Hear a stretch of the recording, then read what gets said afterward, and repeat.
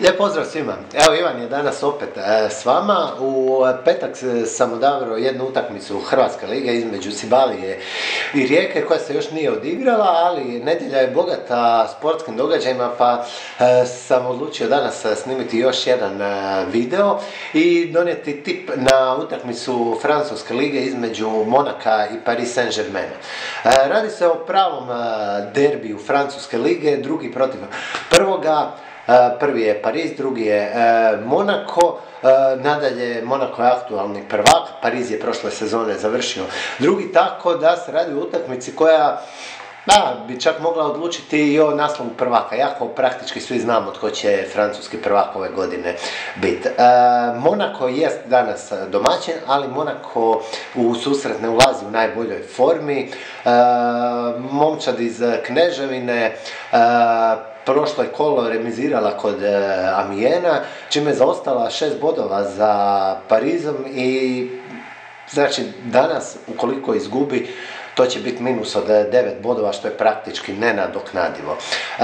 Nakon toga Monako je ugostio u Ligi prvaka Red Bull iz Leipziga. To mu je bila posljednja šansa da uhvati vlak za plasman u knockout fazu, ali doživio je težak poraz i oprostio se od Lige prvaka. Pomalo mi je to iznenađenje jer sam nekako očekivao da bi čak Monako mogao proći skupinu, ali jako su loše odigrali Ligu prvaka ove sezone. S druge strane, Pariz gazi, baš ono gazi sve pred sobom.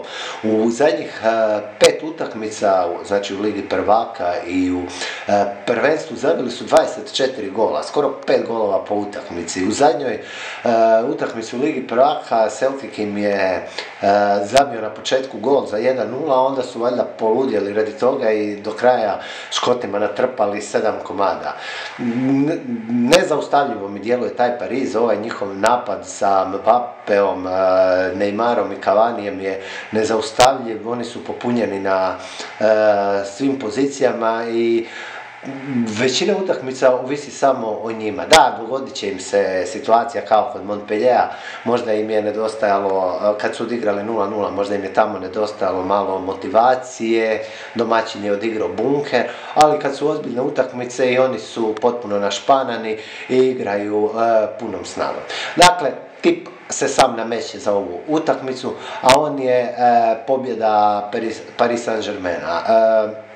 Vjerujem da će tu biti dobra utakmica, da ćemo vidjeti golova, jer u francuskim utakmicama koje se igraju nedjeljom na večer, to su obično derbi, bude lijepog nogometa i dosta golova i vjerujem da se to nastavlja i danas. Koeficijenti su oko 1,5, nije previše s obzirom da je derbi, ali u obzir treba uzeti kakav je taj Pariz momčad i ja vjerujem da će doći do još jedne pobjede i napraviti korak prema naslovu prvaka.